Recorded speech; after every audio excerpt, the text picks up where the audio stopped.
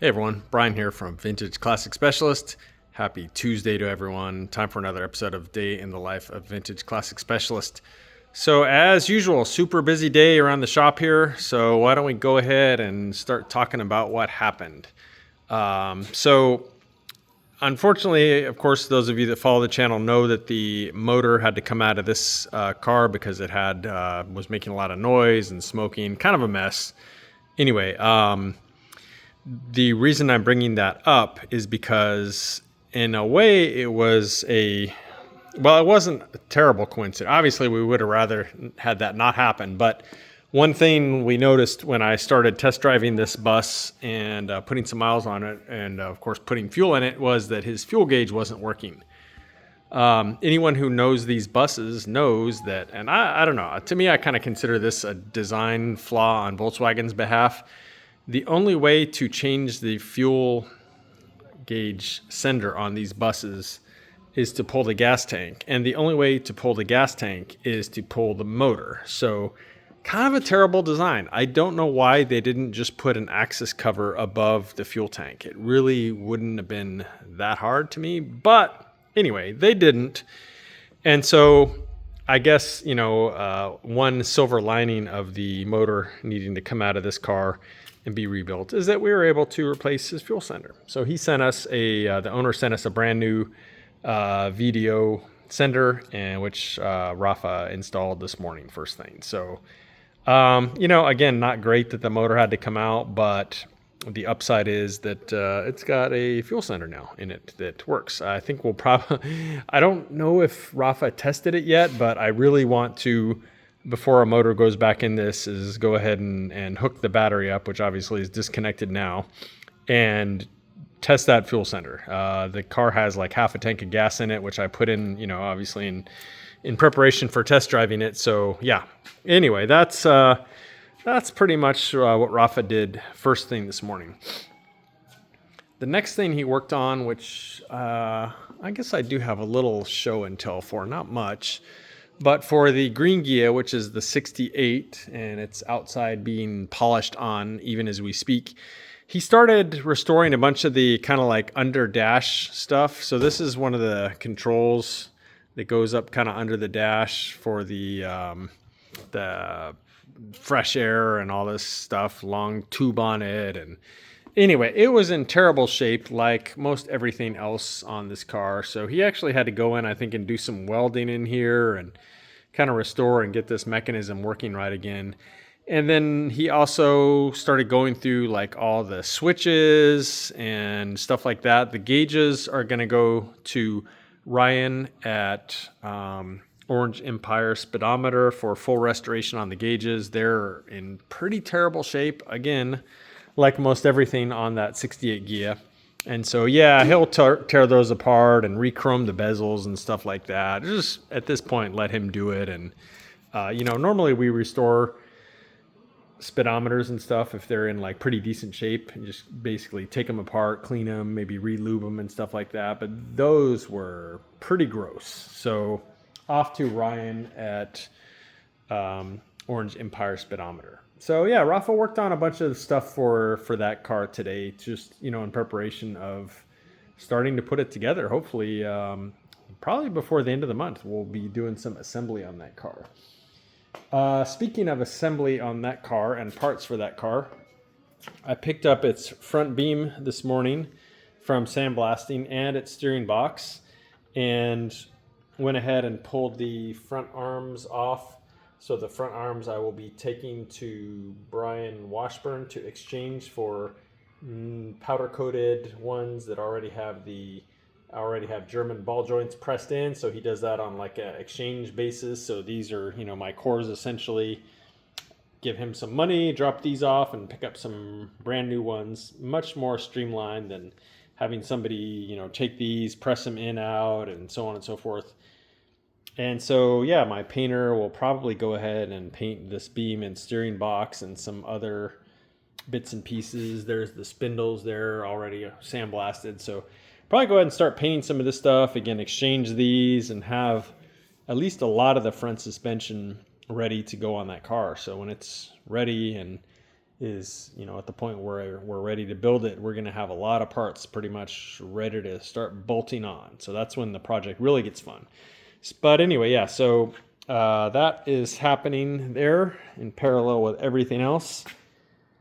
So other than working on some of the parts for that Ghia, Rafa also took and we have a little handheld sandblaster, and he basically sandblasted all these areas of this sheet metal. It's kind of like a tray underneath here. You can see this sheet metal underneath here. There's no real practical way to get at that to sand it or anything, because it's a pretty thin space up between these louvers on the lid and the underside of that tray.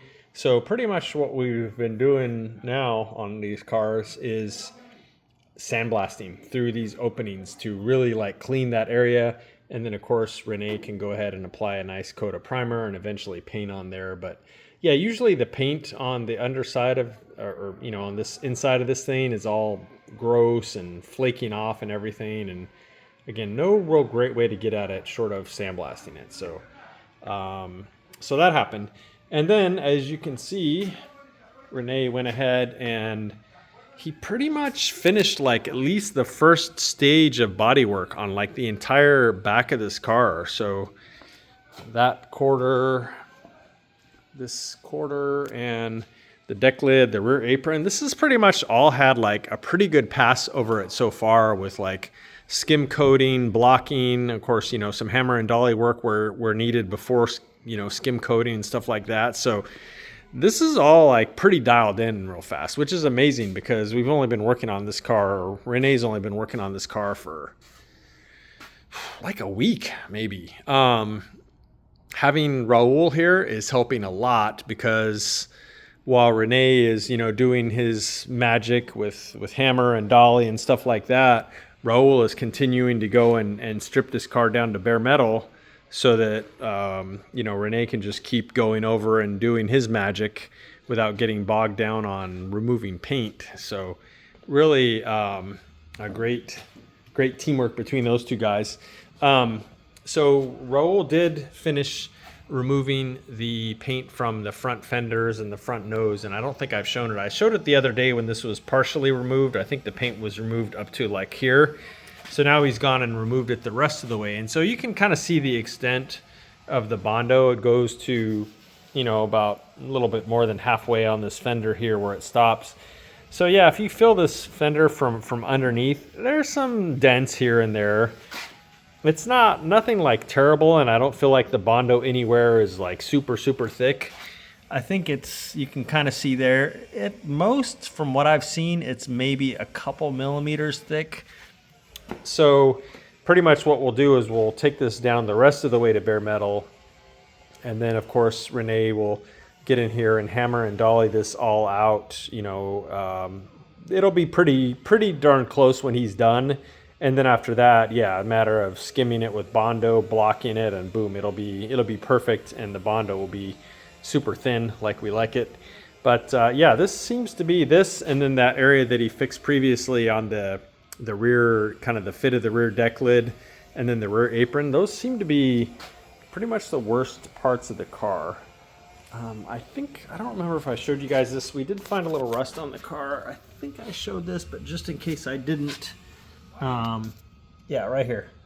So this is under the front driver's side, a little bit right there. Nothing too bad, especially compared to the rust bucket that was the 68 Ghia. So there's that.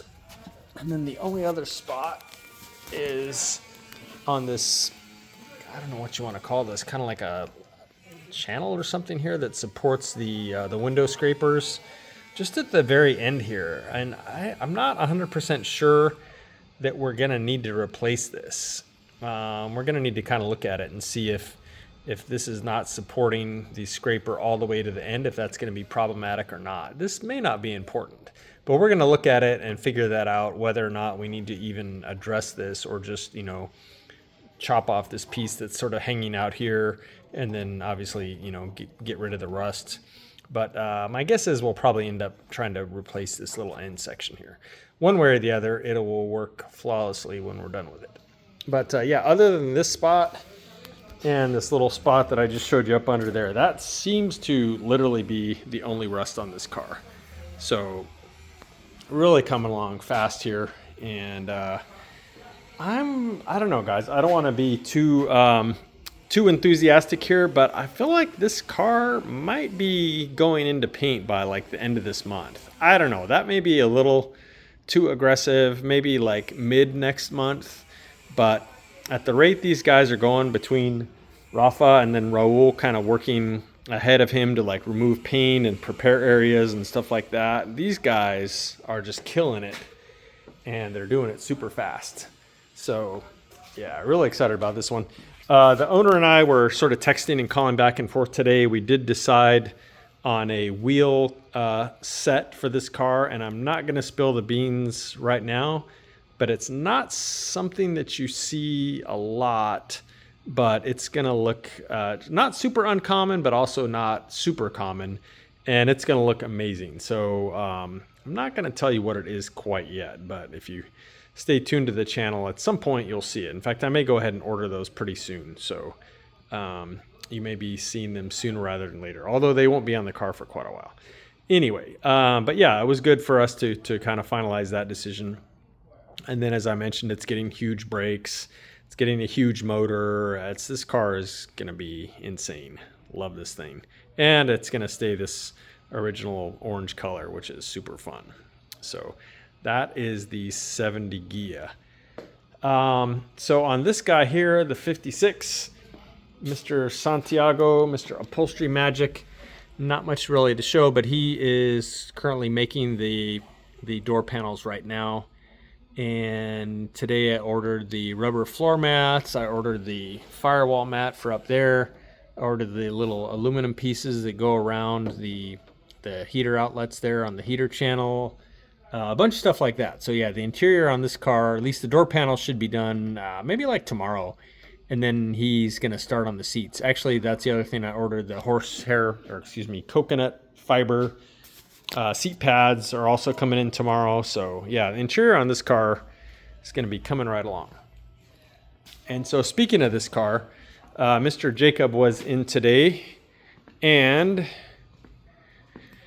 he, if you saw the channel yesterday, you know that he pulled the motor on that car and started stripping it down to a long block. So this morning came in, finished stripping it down to a long block, and then pretty much like cleaned and cleaned and cleaned and cleaned and then cleaned some more. And it came out pretty amazing. Really happy actually with how this motor cleaned up. I need to talk with the owner. I am actually, now that it cleaned up that good, I would be fine, and maybe, I don't know if I want to say in favor. I'm kind of 50-50 of leaving it natural versus painting it the kind of like champagne color, which sort of looks like the original color that these engine cases were. So I don't know. We'll see. I got to have that conversation with the owner and see what he wants us to do. But it does look amazing now, even just raw. So yeah, we'll see what he wants to do. It would also look amazing in the champagne color, especially once all the tin and everything is renewed. So on the subject of the tin, I started going through it today and doing like metal and bodywork, and so far pretty much got these heater pieces are pretty much done. The heater boxes themselves, those were fine. I went already through both of the cylinder tins, and now I'm kind of in the middle of working on this rear engine tin here. So yeah, I'm going to go through all the engine tin, do any, straightening, welding, whatever needs to be done, and then get this stuff off to powder coating. And in the meantime, we will also start working on the carburetor and stuff like that for it, and get it all restored and looking amazing. And yeah, hoping to have this motor back together maybe by the end of this next week. I don't know. Kind of depends on how quick powder coating turns around this stuff. Sometimes those guys are backed up and it takes a while. Oh, well, and then I need to take his manifold down to ceramic coating and probably get him a new muffler, and then also take it to ceramic coating. So end of week. Now that I think about it, end of next week is probably not realistic to have this whole motor done. But anyway, we'll see. We'll keep cracking away at it. What else, guys? I think that's, I did a little, well, okay, actually there is more. So, on this one, what did I do today? I felt like I did something on this car. Oh, very small thing, but I put her seat belts back in. She does have the original 67 seat belts, so put those back in. It's little things. Oh, this car, kind of a big deal. You guys know that I like to say that bleeding the brakes and getting the brakes working on a car is a pretty big milestone. This car has now passed that milestone. So I think I mentioned yesterday that I had everything with the brake system on this car done to the point where we could bleed it, and that maybe we would bleed it today. And we bled it today. They actually bled pretty well. We went around the whole car twice, as far as bleeding. And the brake pedal feels amazing. This is the upgraded aftermarket master cylinder that Jason at Air-Cooled Vintage Works sells exclusively. It's a product that only he has. The thing is just enormous. I think it's like a 25 millimeter piston, just a gigantic master cylinder. And so it gives you really, really good pressure, incredible pedal feel and stuff like that. So check that out if you're in the market for some new brake components. But anyway, yeah, so brakes are done on here. They're bled. They feel absolutely amazing. And so, yeah, big milestone for this one. Oh, another milestone for this one, sort of. Brother's Machine Shop picked up the engine case and the flywheel and a few other things for this car today. So I'm actually going to go ahead and have them build the long block for it, which again, we're going to drop in 1600 cc components. So it's going to be a 1600 cc motor that looks like a 40 horse, and we're going to work in some old speed, some vintage speed stuff on it too. So it's going to be super, super cool. I'm very excited about that. So yeah, that's also in progress. Okay, guys, I think for real now, that is it for today. So tons going on around here. So thank you all for watching, and we'll see you again tomorrow. Bye.